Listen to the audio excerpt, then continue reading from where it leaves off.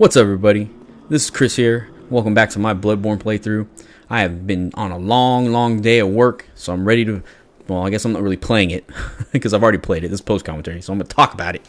I'm going to talk about this game, and I get right into it right off the bat. What I'm going to do in this episode is I'm going to backtrack a little bit, get some stuff that I didn't want to miss before what I think the game is coming up to being a very big midpoint kind of reveal. So I didn't want to miss anything. Talking to this guy is one of the first things that I reach, and then after this and after a couple other things, I do finally proceed on and past what I would believe would be kind of like the midpoint of this game. Super crazy stuff happens, and we're gonna check it out and we're gonna talk about it.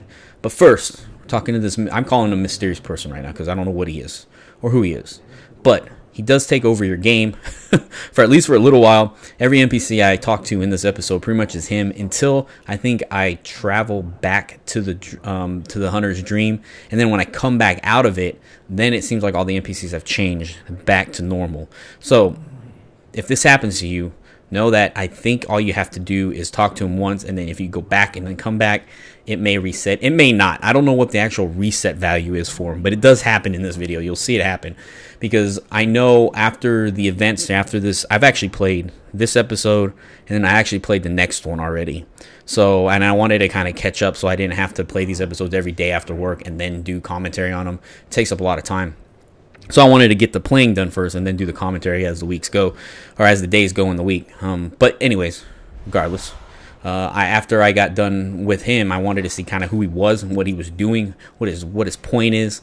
And it seems like he kind of takes over your game for a little while, and then he kind of disappears. Don't know who he is yet. He gives you this item, though. It's called Tonsil Stone, a latticed deformed rock, or perhaps a meteorite. Appears useless, but possesses some odd gravitational force that prevents its riddance. A dubious soul once said, and then he basically just repeats what he says to you, that there's a shrouded ancient church around the right side of the cathedral. Now, I was over there, and there's no, I don't care what you say, church that could possibly hit in there. So that tells me we're going to be entering another world, another dimension, another time, or something like that, kind of like the painted world in Dark Souls 1. Awesome. I love those kind of things in these games. I hope, and I hear that there's multiple of them. My friend tells me there's multiple things like that that you don't really have to do. You could beat the game without doing them, but we're going to definitely try to check them out hopefully if I can find them and figure out where they're at. So right here, I'm just kind of looking around, seeing where I'm at, just checking the view out. I like level design, and in this game, it is obviously top tier level design. You can't get better than pretty much these Demon Soul games. Demon Souls was really good about it. Dark Souls was really good about it. Dark Souls 2 was about it, and then this game was oh man, this game's got great level design. Everything is just it's perfectly laid out. It just shows how much detail they take into everything they do, including the level design, but it also proves that, you know, every little detail that they have or talk about or they say, there's a reason why they say it, or there's a reason why they want to put it there. It's for you to infer something, and that's kind of what I'm doing. So headed on, we'll talk to that mysterious person. And he says, you not know the value you possess. Okay, why are we important? Well, what kind of value do we possess? What are we? Is it because we're pale blood? Or is it our ability to kick some ass? I don't know. But he says we have some value. But more's the pity. What the hell? What's pity? But so really when he says more's the pity, that's actually a saying. And when you say that, it means like, what is the shame? What is the great shame? Like, there's some great shame. But so he's saying, but there's some great shame. Shame in me? Shame in what I do, like, or is it a shame in something else? Is he talking about? What is that shame? Just keep that in the back of our mind. I don't know if we're going to use it today or not, but just keep it there. See if we come up to it. Maybe as we delve into his little area and world more, we'll see what he's talking about. The hours of the night are many, and the beasts more than I can count. A veritable hunt in unending. So he's basically saying this day is going to last quite a bit longer than you think. There's going to be a lot of things to kill. And it's a truthful hunt, a real hunt, unending. In other words, this is not going to end unless someone ends it. That's kind of what I get from that. Pretty much straightforward. I don't think he's like riddling anything in there. Maybe, but I don't think so. He's just saying this is a genuine hunt. It's not going to end. It's going to last a while, and there's going to be a lot of things for you to kill. And then he says, not even death offers solace, and the blood imbibes you. So if we've looked at some of those cold blood drops, and it says that we imbibe the blood, but he's saying the blood imbibes us. And imbibe means absorb, basically. So And then he says, not even death offers solace. So, and we kind of already seen that, right? We've died multiple times, and it doesn't end anything. We just go back to the hunter's dream, and then we come back out to the world. So he's not really telling us anything new there. He's just saying it in a really cool way.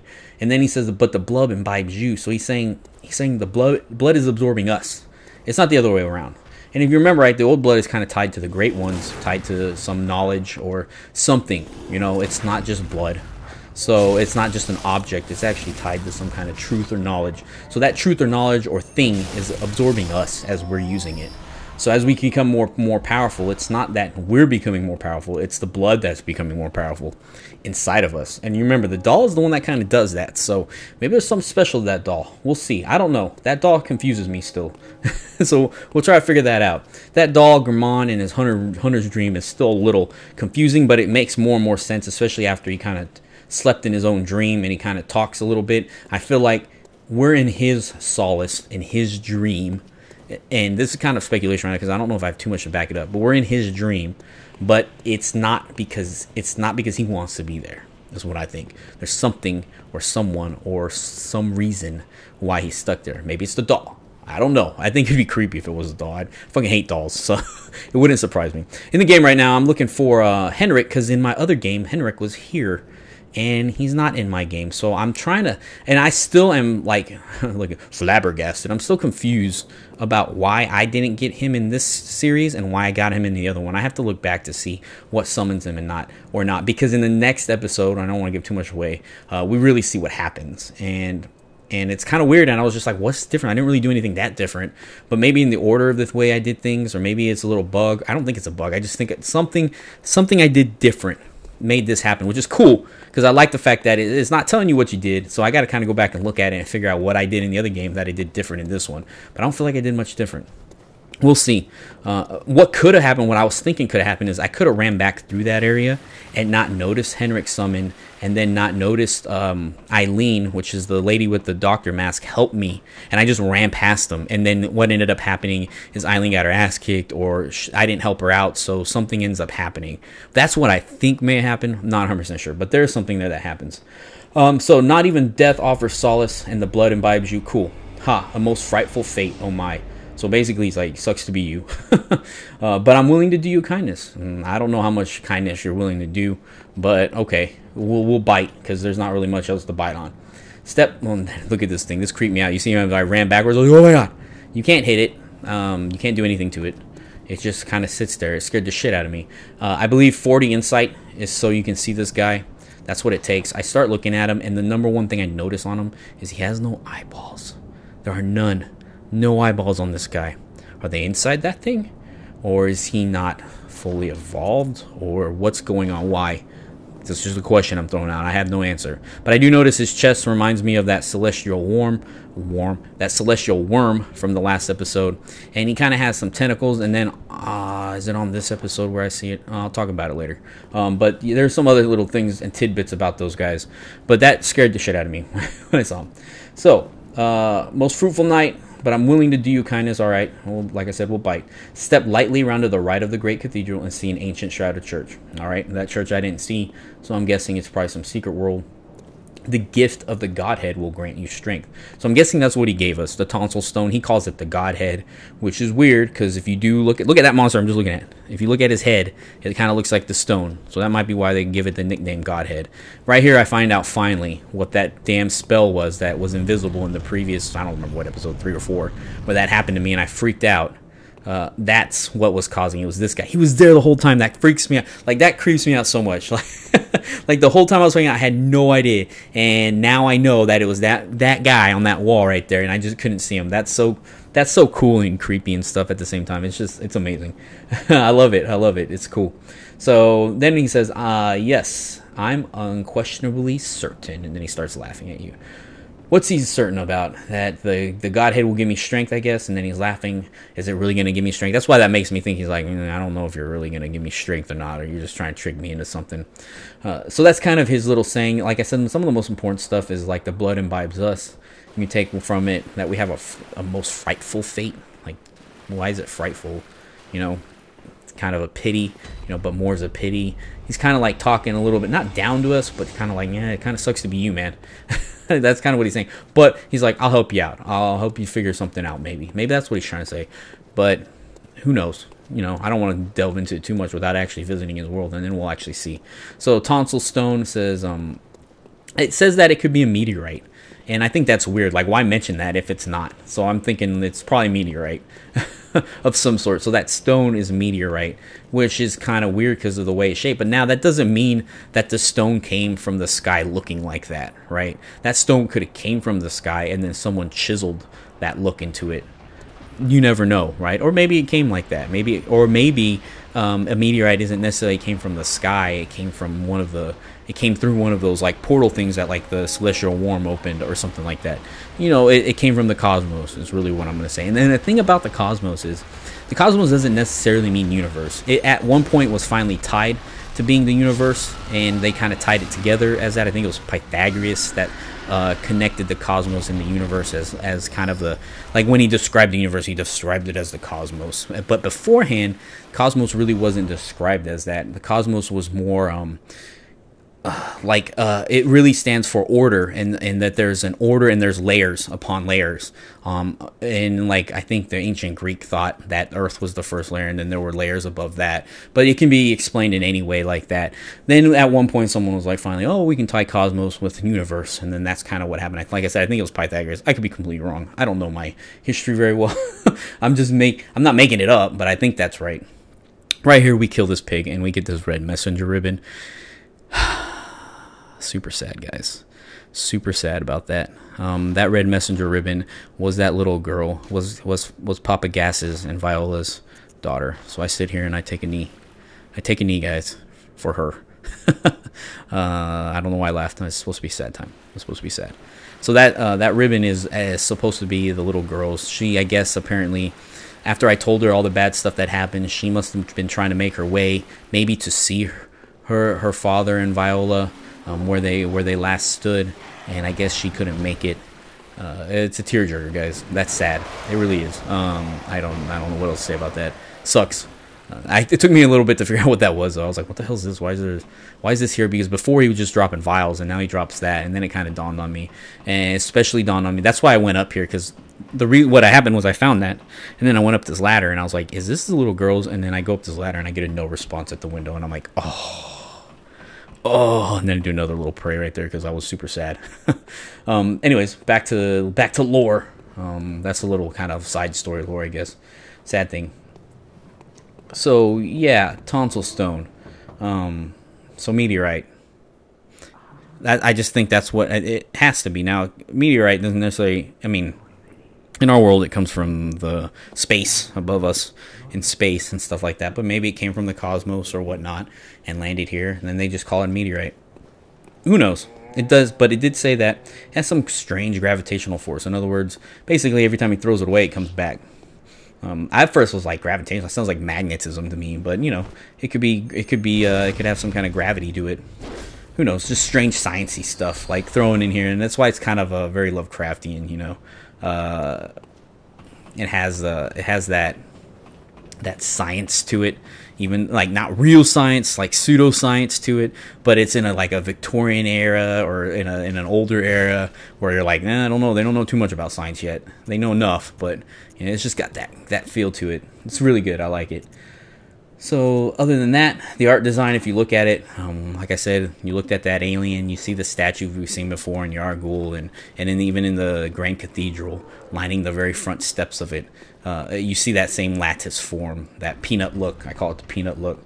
So we do see that, and that's really about it for what that guy gave us in that NPC. And right here, you see, I talked to her, and she said it's the exact same lines, except I don't get another Tonsil Stone. That's the only difference. So that monster on that wall, obviously, like I said, no eyes, Godstone. They were invisible until we got enough insight to see them. The chest looked like the worm, and I believe I did look at it. It's in my notes. It says I looked at it, so I don't know if I actually did or not. But I will. If I don't hear, I think look at it in the next episode. But its backs look like there's like branches coming off of it. It's not tentacles. They look like branches or like antlers. There are things we have seen antlers on before, including what the cleric beast and what the vicar turned into. Remember, those wolves had antlers on it. So, kind of weird. I'm not saying there's any big connection between them. Maybe just the design choice to throw tree stuff on the monsters. But it's just weird right now. Just something to keep in mind. There's some similarities there. In the unseen thing, or whatever we're going to call it. I'm going to call it the unseen because of a little bit here in a minute at the end of this episode. But I'm calling them the unseen right now. I don't know what they're actually called for now, until I figure out his name. I should probably look it up. But we'll call it the unseen for now because they're very creepy. And then, like I said, they're super, super creepy. They use that spell that casts... it's not fear. I forget what it is. Is it fear? They cast it on you or whatever, and you end up, exploding and then losing all your health. I believe that one trap that I triggered here a minute ago, it actually doesn't kill you. It brings you down almost like low. Well, it did to me when I got hit by it. I didn't get hit by it in this game. I got hit by it in my other game, and it didn't kill me. It just brought me down to like it looked like 1 health almost. Very, very weird. But when he does it, it looks very much like that celestial worm, where like kind of looked like it opened a hole in the plane. Right, I'm gonna start. Like I said, I'm gonna start trying to use the words in the game to kind of explain stuff, because I don't want to be like, in this dimension when the game hasn't really used the word dimension, but they did use the word plane, right? Plane, and I think of like planes of creation, like planes of planes of creation, I guess is what I'm looking for. But supposedly, if you look up stuff about things like that, that there's different planes of creation. It gets really crazy, guys. So look it up at your own risk. I looked it up and I was like, I'm done looking this up. This is creepy. So moving forward, as I go back to the Forbidden Woods, because there's something I want to go back and look at, and it's probably one of the creepiest moments in this game I've had so far. There have been some creepy ones, especially when that evil monster just appeared at me at the beginning of this, but it gets a little creepy here, a little creepier, and it gets very mystifying, and I feel like I had to be a detective to figure out what happened, and you'll see what I'm talking about. You'll see where I'm going, but before that, Henrik. Let's talk a little bit about Henrik, since I didn't really get to him in this game. What happens is you can fight him in that area, and Henrik is supposedly on his items. It says that he's a partner of Papa Gas, that they were partners for a long time, and there's some little tidbits on there that really talk about who he may have been and what he may have done, or and there's some things you can infer, and there's some things that you can take away from that. It says that they were long time buddies, and that because of their ability to survive is what was like Henrik's downfall, basically. And what that tells me is that because they survived and they killed beasts so long together, that Henrik finally turned into a beast because he lived so long being a hunter. If that makes sense. Like he survived as a hunter so long that ultimately, if you do that as a hunter, you're ultimately going to turn into a beast if you survive. So a long life as a hunter is not good, because in the end, you're going to end up becoming a beast if you do. Does that mean Papa Gas killed him? Had to kill him? Or what happened with that, right? Like, what happened there? Very, very interesting little side story. I'll probably talk about a little bit later on. I'm gonna see if I can maybe get some video from my other game, because I do have Henrik's clothes and things like that in the I should say Henrik's armor in the other. Watch this, red guy. Guess what happens? He set off the trap. I saw that gravestone. I was like, I bet this guy set off the trap. So I was just like, I was cracking up when I saw that the first time. But yeah, I have the Henrik's armor and stuff like that. So it'll be interesting to kind of look into that a little bit. Get a little bit more backstory on Papa Gas, maybe a little bit on Viola, a little bit on the little girl, and because we kind of hit that sad point in this episode. Boo. So if you head up this way, you're going to end up that poison cave, and that's where I'm headed to. But first, like I said, I talked to this lady. I noticed this lamp, actually. I didn't notice the first time I came through here, and I noticed it this time after I fight these dogs. You can talk to this lady, and all she's like, leave us alone, please. She's basically blaming us, but pretty much everyone's blamed us for everything. Quick note, gameplay kind of thing instead of lore. If you do a backstep, it is amazing. In this game, and all the other Soul games, it has sucked. I don't remember if it was good in Demon Souls, but I know in Dark Souls and Dark Souls 2, it was not the greatest thing in the world. But in this game, it is one of the greatest things, because the attack afterwards, it lunges so far forward on at least most of the weapons that I know of, that I've played with, that you can, and especially against the dogs. Oh, if you can time that backstep just right against the dog, you will annihilate every dog you meet. except maybe the Hemwick Charnel ones. They may move just a little too fast. So this lady's like, stop peeping at me, you weirdo. This is all your fault. You bastard. Well, whatever, lady. You know, whatever. just die. You're gonna die. So screw you. So yeah, up this way, Poison Cave. And I think the first part about it being poisonous is very important, and not so much. Well, yeah, you could say in lore too, but if you've ever played any of the Dark Souls game, any of the areas that had a poison water source usually meant they were dumping bodies. Like, if you just remember that about any of the games, that's kind of, or there were bodies there. Dark Souls 1 was the shanty town, or whatever you want to call it, where they had the low frame rate. That's all I can remember of that area. But it was like a town underneath in a cavern, and there's a bunch of dead bodies, and the water there was poisonous. And that could have been because of the boss. I'm not 100% sure. But it gave the feeling that there was just a bunch of dead bodies. Then in Dark Souls 2, it was the well, where they were supposedly dropping dead bodies. So that whole area was just poison. And in this area, as we find out, and as you see kind of on the shores right here, there's a bunch of dead bodies here too. So that's causing it. Now, where are these dead bodies coming from, and why are they being dumped here? Well, we're going to find out. And this was actually one of the biggest kind of mind-blown shortcuts to me in the game. Like, I'm at the Forbidden Forest. Like, I'm right now thinking I'm so far away from Central Yharnam. Like, or from regular Yharnam. I guess it's Central Yharnam. Yes, I think I'm so far away from it.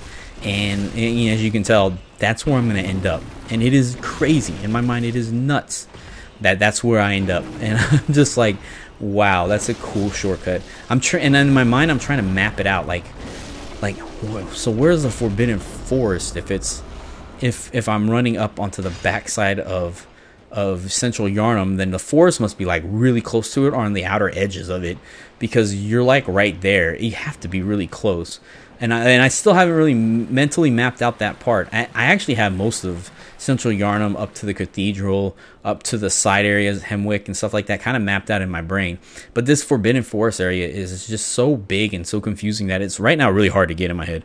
And you notice there are little worm monsters in the poison water, so be careful of those guys because they hurt.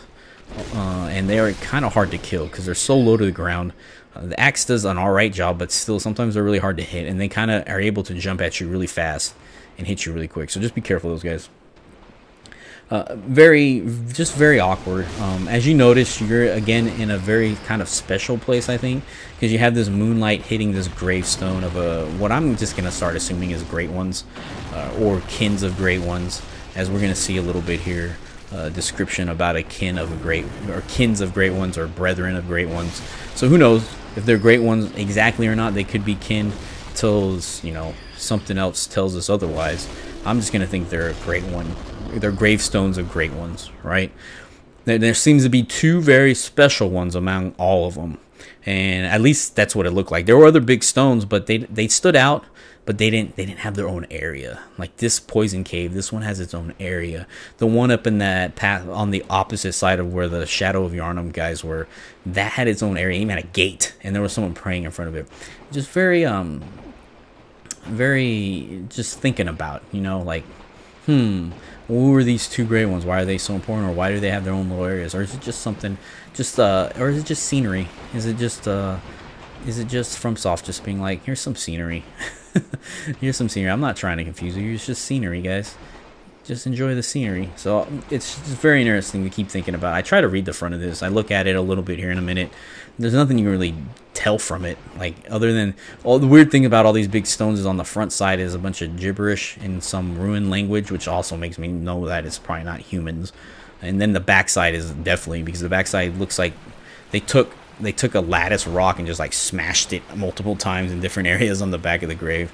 It's just very weird gravestone, and I don't know what all that meaning is yet. I haven't really thought about it too much because there was a bunch of other things to think about. So like I said, there's a bunch of dead bodies everywhere just laying about, and in a minute, after I get a little bit further, you're going to see a bunch more. But before we kind of talk a little bit more about Iosefka, we had 3 items. that we didn't get to in the last episode, and one of them was, did I just give away where we're going? I think I did. Shh, you didn't hear that. you probably already know. Like, these videos are coming up so slow that most people would be in the game probably by now. But like, I'm keeping some big secret, and it's really not. But anyways, I like pretending that I'm keeping a secret. And so, but we didn't talk about 3 items. One of them was the Lunarium Key, empty Phantasm Shell, and the Pearl Slug. So the Lunarium Key, it says that it's the key to the Bergenworth College 2nd floor, and we use it almost immediately. It's kind of weird. The key was like literally right next to where you use it, and it lets you open up the area that leads out to Willem and the area with Rom. It's just good to know that that's the Bergenworth College. It kind of just states that, and that's the 2nd floor, blah, blah, blah. But the cool part about the key is it says Master Willem left his secrets with the lake. And that's very interesting, because it's going to help talk a little bit about what we're going to talk about when we fight Rom and stuff like that. What's going on there. Just keep that kind of in your mind, because we will talk about that here in a minute. But it just, you know, is it that his secrets? Is it rituals? Because remember, we've read a couple messages that says the spider blocks all rituals. Is that his secrets? Is it an Elder's Truth kind of thing? What secrets are hiding? Is it secrets that he's hiding because he wants to keep them from people because he knows how evil they are, or is it because he wants to keep them to himself? Remember, we also found another note that says what is it? Enlightenment should not be shared or whatnot. So just remember that those things, that could be it too. Gravestone looks awesome. Like, if you look at this with the lights coming down on it, looks so good. There's candles there. There's actually a dead it looks like a hunter right in front of it, which is weird. There's a hunter there. Again, remember, Bergenworth's supposed to be blocked off. That could be a really old hunter though, so we don't know exactly where that person came from, or he could have been from the other dead bodies. Whatever. Yeah, don't dig too deep in that guy into thinking of what that guy is. But yeah, so. Or, yeah, like I said, or is it a secret that is much more sinister? Is he trying to keep things to himself? He doesn't want other people to learn, whatnot. Willem is a very strange guy. We're going to talk about him a lot here in a minute, especially after the From fight. We're trying to figure everything out, and I kind of give a little bit of speculation with some lore and tying things together, but at the same time I leave up a lot of questions too, which it could be multiple things. Right here at the bottom of this ladder, look at all these dead bodies, just mad. Look, it just looked like they were just dropped here. Like, no one cared for these guys. They were just dropped down here. Who cares? Look at them, they're all busted up. And then as we climb up here, you just see down there what's more interesting is down there were bones. These guys look a little more preserved up here, which is kind of weird. They're still rotted away pretty good though. I don't know if there's a difference between that, or was there a reason why. I don't know if it's just not to look into it that much. Who cares? Well, it's weird that they're in these alcoves. Like, if they fell from up here, like, would they really be stuck? Like, this guy over here, looks like he's chilling. This guy over here, and some of these make sense, but the ones in the alcoves, I don't know if they would just be stuck in there like that. You just see a bunch right here. And I'm looking around and I'm seeing all these bodies. I'm like, this is insane. What's going on? And then all of a sudden you see this like stone structure come out of nowhere, and I'm like, uh-oh, where am I at? And then you see just a pit. Look at these guys. No one cared about these guys, or someone cared about them at one point more than likely. But right now they were thrown into this pit. Now the cool thing, well, not the cool thing, but the thing to notice is something broke off, and these bodies fell to this floor right here. And that hole over there seems a little man-made, not necessarily like it looked like a hole in the ground. I think it looked like that. It looked like there was someone built that hole in the ground. And then right there looked like where the level broke off, and then you climb up here a little bit further, and then the magic happens. And I was like, oh my god, I know where I'm at. You're back all the way, basically. Remember at the beginning of the game, there was 2 gates. You could go out one, the other one said it was locked by a device. This is that gate. So now you're basically back at the clinic, Iosefka's clinic. It was very cool to see this shortcut. I really enjoyed it. That's why I'm talking about it. And maybe there's not a lot of super lore involved with just the shortcut, except for the fact that there is another way into Bergenworth, right? That forbidden password was not the only way. The old adage door was not the only way. There was another way in, and this doesn't look so much like it was an accident found. Looks very man-made-ish found, and I've got to go back that video or go back in this video maybe and check it out. But if I remember, it looks like someone masoned the hole in the ground. So it's not like it was maybe well, it could have been maybe it was found by accident, and then someone was like, we need to use this hole to travel. to Bergenworth, and maybe that's how the church is getting in. Because remember, we did fight that scholar that looked like a scholar, but I think it was more of a church hunter than anything. And so I think maybe that's how they're sneaking their way into Bergenworth. Very interesting. And then it kind of makes sense about what's coming up too. There's a mind flare right here. I don't think it matters. There's much significance about where she's at or he's at, but just be careful because these guys are assholes. Keep them at a distance, and that'll be your best. Definitely Cthulhu right here in person. These guys are rough. They're actually really tough. I think if you can stab them, they die quicker. So if you got like the holy sword or something like that, or maybe using the rifle spear, you can take them down a lot quicker. But I'm using the axe, and it still did some pretty good damage, so I'm fine with it. I'm just using distance to take it out. So right now, we are basically behind Iosefka's clinic. So we talked about Lunarian Key, so we still got to talk about the Phantasm Shell and the Pro Slug. But we are now going to talk about Iosefka and what is going on in this area. So now like I said, we're behind it. We are creeping around, trying to figure out, maybe we can get into their clinic, and we can. I'll just answer that. We're going to get into this clinic. It's going to happen. So climb this building, and then straight ahead is her clinic. Now, what we find in there is very, very strange, and it kind of leads to not much speculation. I think you can pretty much say that this is it. You know, this is what's going on. But the part that's really questionable is what happened and why. Why Iosefka's clinic? Like, why couldn't it be anywhere else? Why does it have to be here that this happened at? You know, that's the question that I'm trying to answer and try to figure out. It's like I get kind of what happened, and I kind of get how it happened, but I don't know why they decided like this area had to be it. Is it because Iosefka has all the equipment?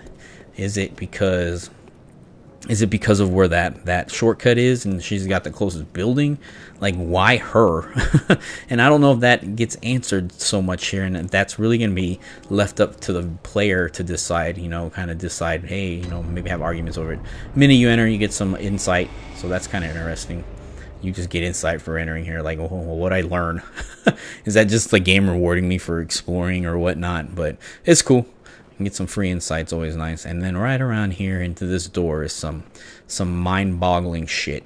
I was like freaking out. I saw him a little bit right there, and I was like, nah, that can't be what I thought I saw. And I'm like, oh my god, it is. It's those blue guys from the Forbidden Forest. How'd they get up here? Well, I don't think they got up here. I think they came from here. So all those little blue guys in the forest were transformed, and this is where you kind of get the idea that these things are people, and everything you fight are people. And there's actually, I think I do it in the next episode also. I think it's in the next episode where I talk to an NPC who kind of says that to you. And this is where you find out that pretty much everything you've killed, regardless if it looked like an other than maybe the dogs and the crows, maybe the pigs.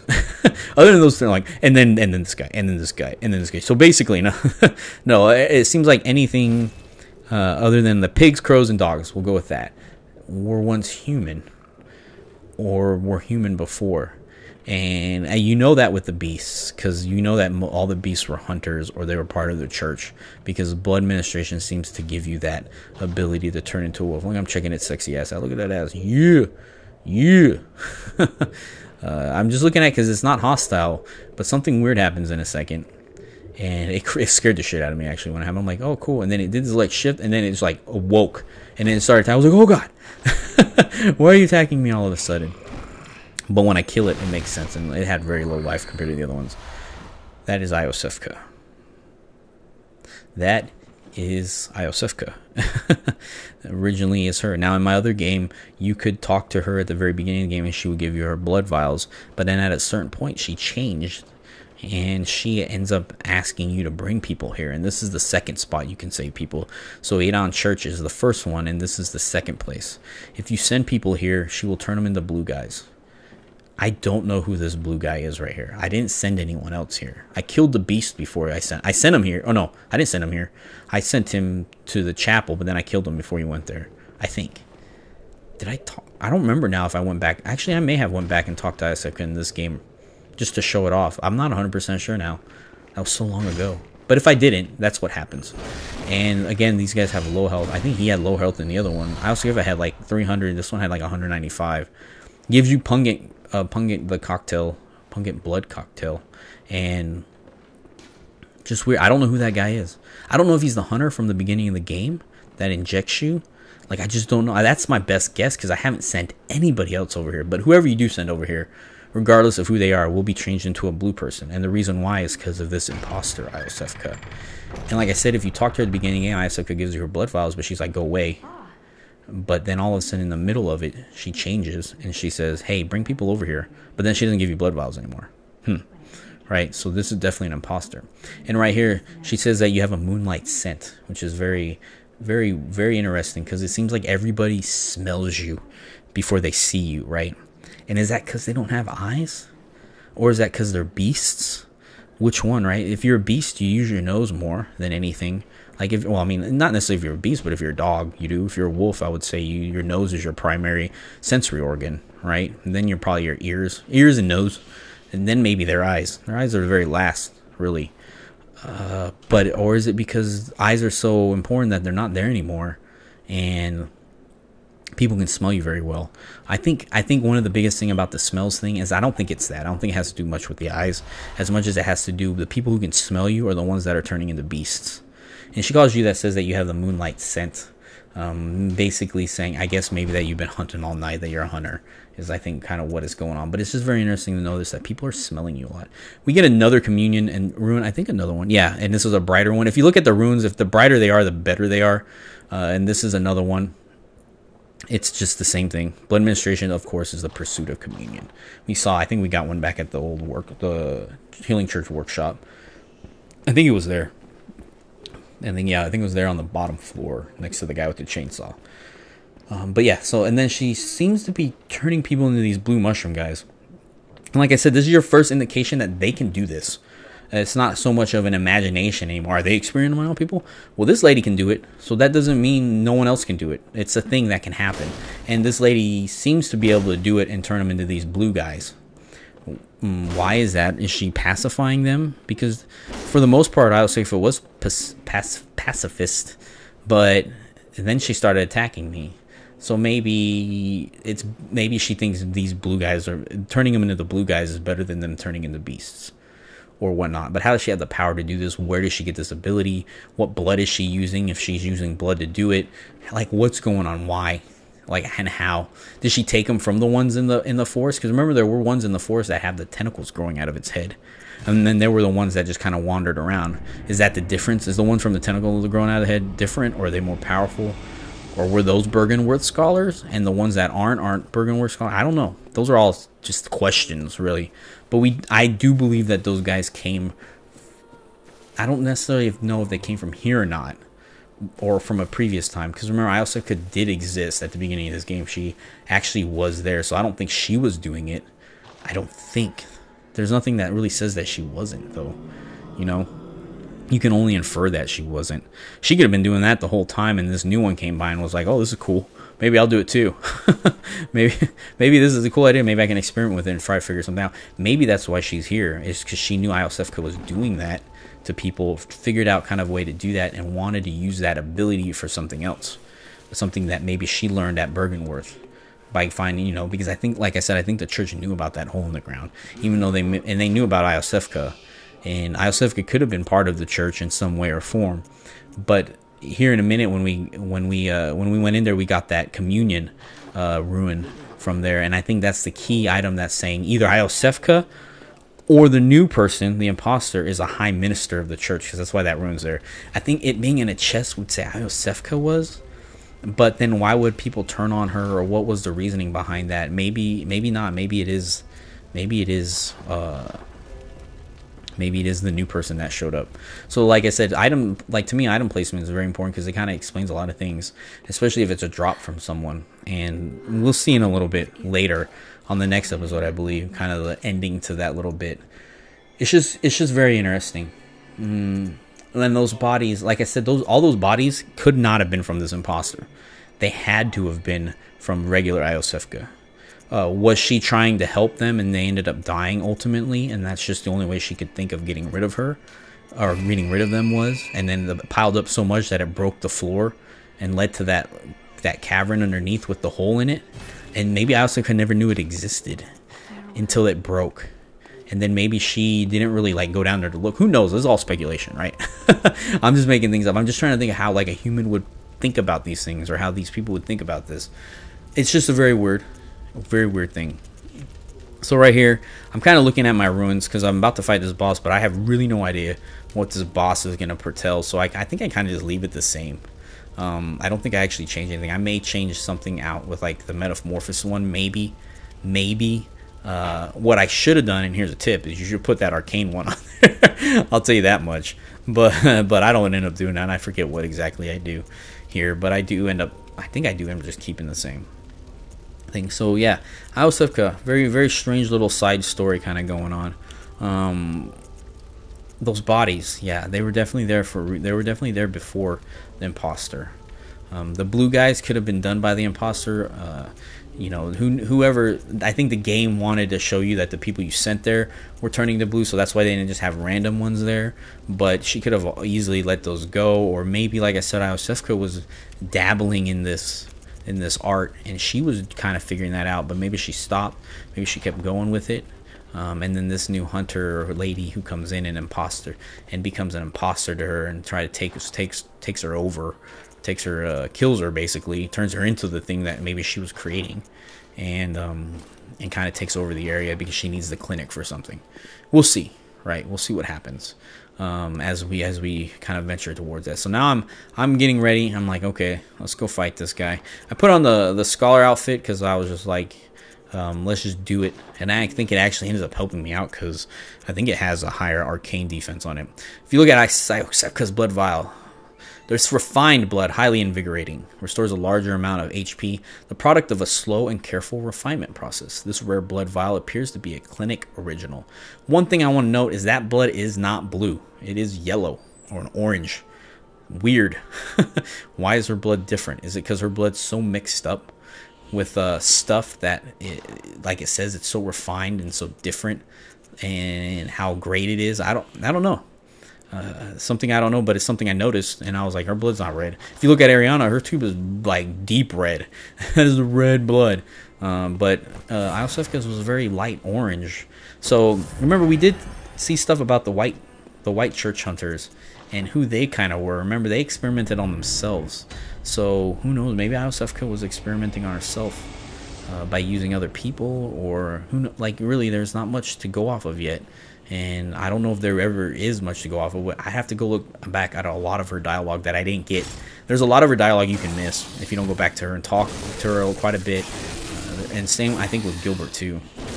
So I'm definitely gonna have to check her out a little bit more, because in the next episode we do kind of end that little side story, and I'll have all that stuff ready for you then. I'm headed to fight. I'm headed to fight the guy. I want to notice right there that thing doesn't respawn. So that celestial worm does come back. If you ever need to check him out and look at him again, it does exist. Come back up here, and we are going to fight the Spider. And right here, I'm just looking out again. I'm just kind of like checking out the scenery, seeing if there's anything I missed, or seeing anything. That's that mind flare. It was moving, but I couldn't remember exactly what it was, and then I remembered the minute I zoomed in on it. Am I missing something? Is there anything out in like the distance, another building maybe, perhaps? And then I check out. I do I'm gonna call it Grandpa Socks. If you watch, I just want to make sure he's pointing again. He's not legible, and those are things I want you to kind of remember. I was like, I don't know why I use these right here. Like, I wanted 60, I guess, or something. I don't know why I did that, but I want you to notice that he can't talk to you. And he points over there. He can't talk to you because he's old and shitty? Or is there another reason why he can't talk to you? And he points in that direction. And I keep slamming on it because I think maybe if I keep going, he might like get fed up with me or something. And then I'm like, I wonder if he has feet. And I look in his, or I want to see if he has hands, or are they like tentacles or something. I thought maybe that'd be cool if I caught that, but you can't see anything. The game won't let you. But the way his hand is right there is just weird looking. Like, look how weird that looks. His arm and his hand. right there holding the thing. It looks like a tentacle. That's why I was like weirded out by the way he was holding that cane. You know, something that might be inferring a little too deep onto, because maybe they just wanted it to look like a hand. But if you look at it, it's all bent, crooked, and shit. And then the other sleeve doesn't have anything in it, which is weird. And then so that's what made me go, what does his feet look like? Which is really weird. And then I saw his grandpa socks. Look at him. They did that on purpose. You don't ever see his feet, I don't think, ever. And maybe you do see his feet later in game. I don't know. And it's clipping through that wheelchair part. But look at those grandpa socks. Those are the grandpa socks. And then they're like the ones that are separate per toe. I think that's probably maybe just like, it was easier to graphically put on there. Maybe not, actually. That might have been harder. I don't know. It's just weird. It's weirdly detailed. Grandpa socks. And I bow to him for his socks. Those are cool socks, man. I'd wear them. I want them. So then after that, I'm like, all right, here we go. And now you're going to get to see my battle strategy for this guy. I went all out. This was my decision. If you use the cannon right, you can get 4 shots off on it. If you do the math right. So if you use your blood correctly, you can get 4 shots. If you use your blood bullets correctly, I should say, you can get 4 shots. So you, basically, you add 5 right off the bat. Then you shoot, add 5, shoot, add 5, and you shoot. That makes 4, right? 4 shots, because I think ultimately you end up adding another 20 in the end. So then you end up having you end up having 4 shots with it instead of just 2. So by using your blood shots, you can get 4 shots with it. The thing is freaking overpowered. I have it at +6 right now. It's the only other weapon I think my axe is +6 also. As you notice, the beginning of this fight, and this only happens when you fight him the first time you meet him. After, if you respawn, he won't be like this. He won't be in an unaggressive state. I'm checking the insides of him out. I started clipping things, and I was like, I just want to clip everything now and see if there's any little secrets anywhere. I thought the black ball-looking thing in the middle was weird, but I don't think it means anything. I just thought it looked weird. Just look at his design. That was the other thing I really wanted to look at. We haven't talked about it yet, and maybe I'll talk about it real quick right now, is the phantasm shell. The empty phantasm shell. It says invertebrates are familiars or close friends, or which familiars are like close friends or associates of a great one. Invertebrates are familiars of a great one. Not all great ones. Remember, it just says of a great one. The Healing Church has discovered a lot of these. I don't know, did I talk about this last episode? We'll talk about it again. And it says the Healing Church discovered a lot of these, but that doesn't mean they're the only ones that discovered it. So maybe the great one for them is, or maybe it's the great one they worship. That's why there's a lot of them. So maybe it's Adon, or maybe it's just, it doesn't necessarily mean it has to be one. It could just be of a great one. So that not all of them are invertebrates. That's just kind of what I guess you can take away from it, is that not all great ones, familiars, are invertebrates, but maybe some of them are. And we've seen multiple invertebrates throughout the game. Snakes, slugs, this thing right here, it looks at us, it looks like an invertebrate. The phantasm shell looks like a slug. Like, those are all invertebrate. Things that don't have a backbone is really what you would call it. And then why is it called a phantasm? The description of it, or the image of it, was a white like a shell of a slug or whatever is what they're really calling it. And they say that if you rub it on your weapon, it gives it arcane powers. Just wanted to give that quick thing out before we talked a little bit more about ROM. So in this fight, what happens is if you come back here after you die, it automatically starts this phase where he spawns the spiders. And these things are not too bad to kill. Just watch out for their attacks. They do a lot of damage, especially if they're a counterattack. They can I believe they can instant kill you. My other character, when I fought ROM, I died a lot. This character, I actually whoop its ass. But the other character, I didn't use the gun thing. So, I don't know. I think I lucked out. And then another thing you're going to see I luck out on here is that I don't know if ROM's auto-target was messed up or what was going on. I got really lucky, I think. But for some reason, his comet things were missing me like crazy. You're going to see what I'm talking about here in a minute. In my other game, those things were like sniper shots. Those things hit you like crazy. So I don't know if like I said, I got a little lucky with that there. What I'm trying to do here is if he's completely defenseless, so I'm like, why isn't he like running around? He keeps moving back. So then I finally shoot him, and I notice that I did barely any damage. His head is like super high defense, so do not hit his head, hit its body as much as possible. Learn that right there. But I'm like, okay, cool. I did still do a pretty good amount of damage, so let's see what happens if I bust some more blood shots, bust a vial, bust another ashen bone marrow. Ashen bone marrow, or bone marrow ash, is very Very, very important. You see how that completely missed? It's very, very important in this strategy, because if you haven't used it yet, I used it on my other character. I don't think I've ever used it on him, but my other character, I used it, and it like literally like multiplies your gunshot damage by like 10. It's a lot. And so think about this cannon and multiplying its damage by probably not. I don't know if it's going to be 10 exactly, but it seems it's a lot. It does a lot of damage. You're going to see that in about 2 seconds. How much damage? Look how much damage that did. Holy shit. So I was like, oh, this is a good strategy. This is a good strategy. After you do a certain amount of damage, he keeps teleporting. I think he does it 3 times. So you got the first phase, then he teleports. You got the second phase, then he teleports. And every time he does it, he drops more spiders. So if you don't kill the spiders from the previous battle, it can get a little overwhelming spiders. And that kind of happens to me here in a second. I kind of have this overwhelming spider horde coming after me.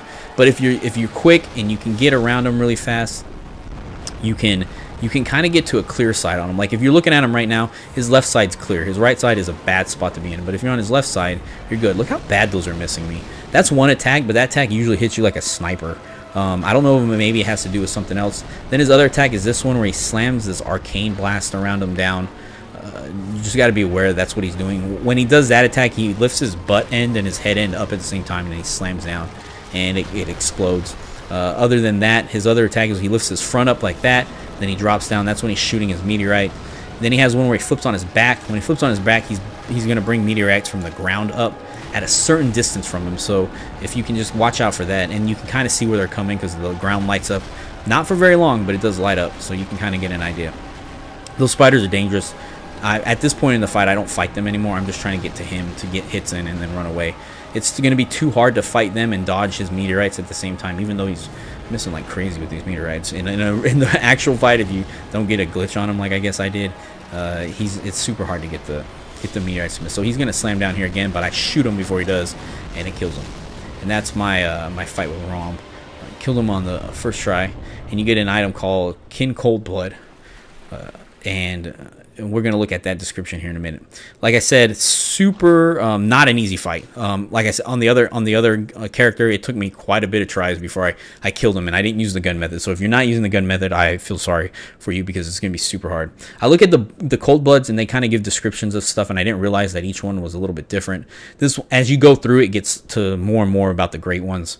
This is about the hunter sustained by the dream, gain strength from blood echoes. They imbibe the blood with thoughts of reverence. So the hunter imbibes the blood. That other guy said the blood imbibes us. Maybe it's a struggle between the blood and who imbibes who. A strong will produce blah, blah, blah. This manifestation of madness comes from a mind teetering on the very brink, but has the same mind ever produced anything of true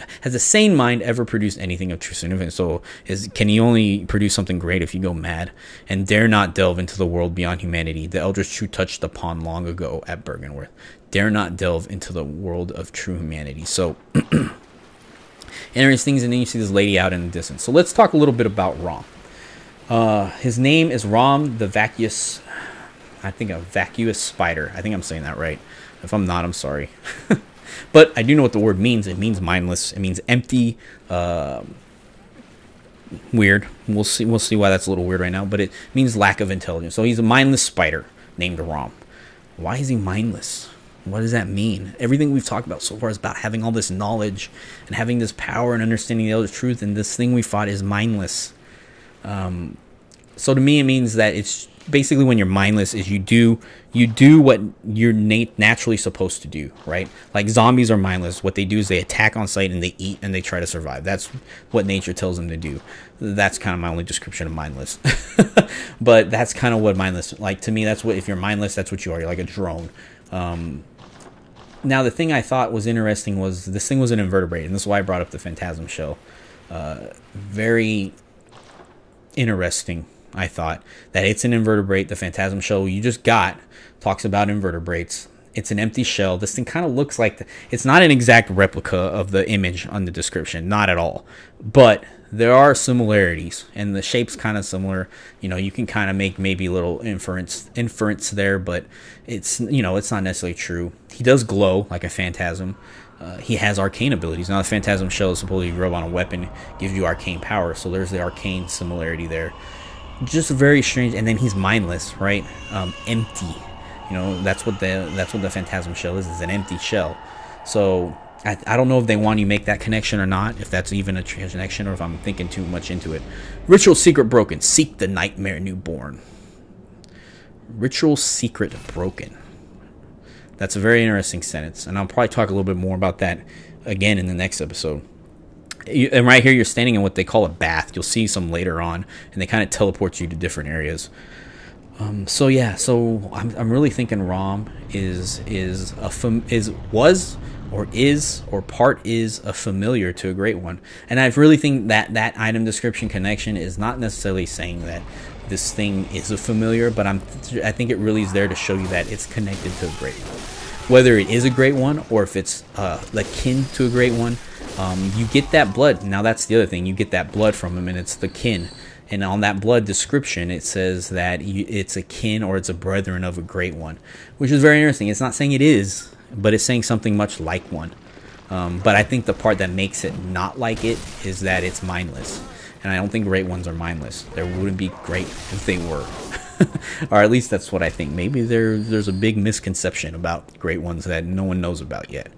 So this brings me back to... if you now remember, there were two messages. There was a message from Bergenworth, and then there was a message from Adon. The one message from Bergenworth said, the spider hides all manners of rituals, certain to reveal nothing, for true enlightenment need not be shared. The message from Tomb of Adon said that the Bergenworth spider hides all manners of ritual and keeps our lost master from us. A terrible shame. It makes my head shudder uncontrollably. The one from Bergenworth sounded like the spider was made there or created by someone in Bergenworth, or is someone from Bergenworth, and that it is certain to reveal nothing, so they wanted to hide it, and that the true enlightenment shouldn't be shared by anyone.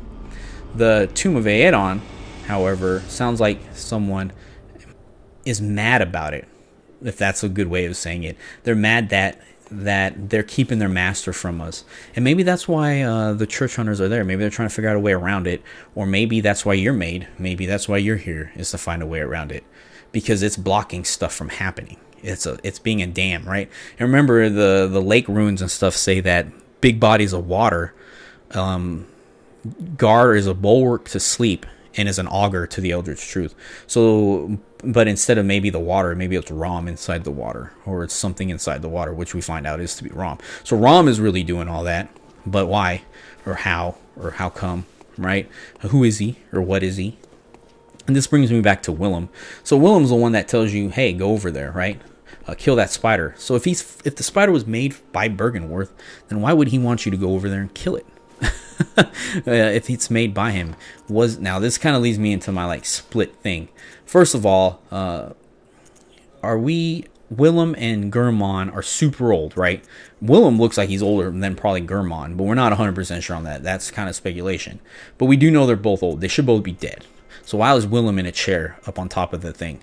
Is he a vision? Is he a ghost? He didn't look much like a ghost. He had a lot of color to him. So that kind of makes me think, are we in a dream that Willem's held captive? Is that a dream of him? I don't know, right? It could be. It's a very good speculation, because we see Gurmon in his dream world, so is Willem in his.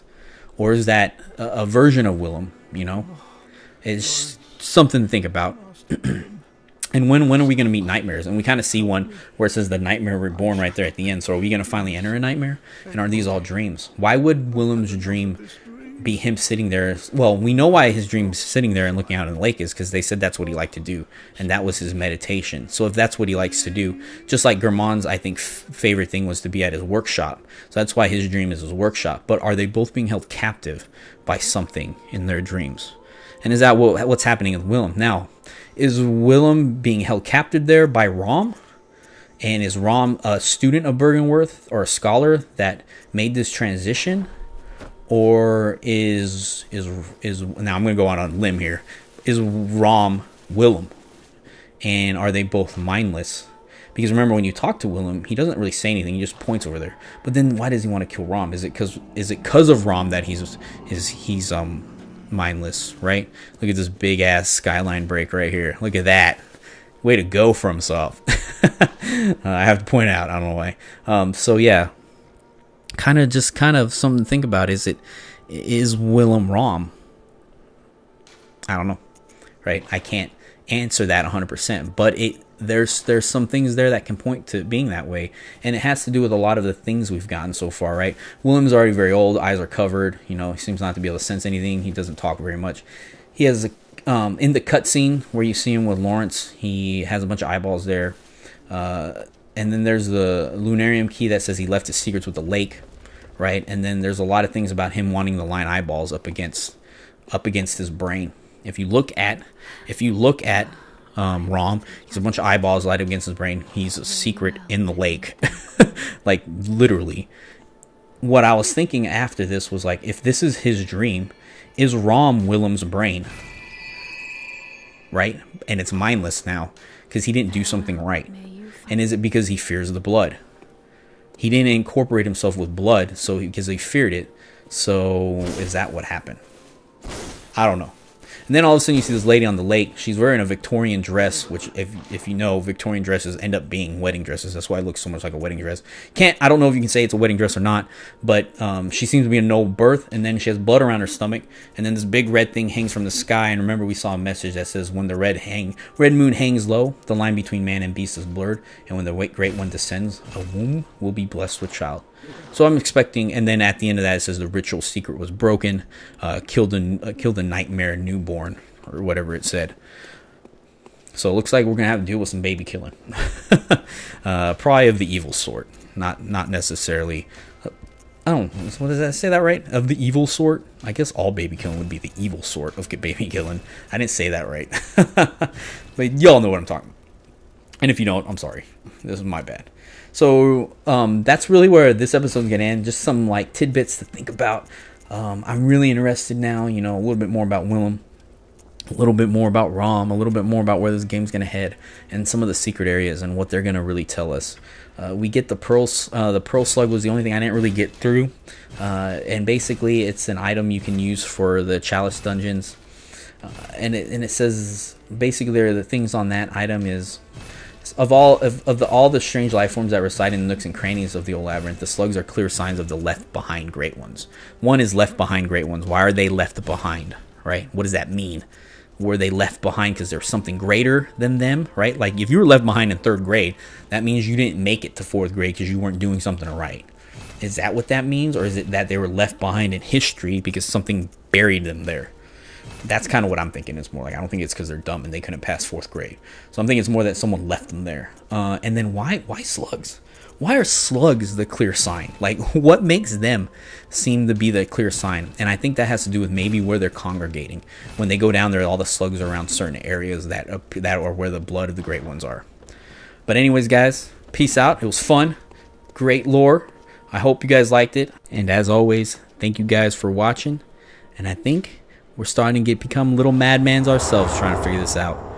Later, guys.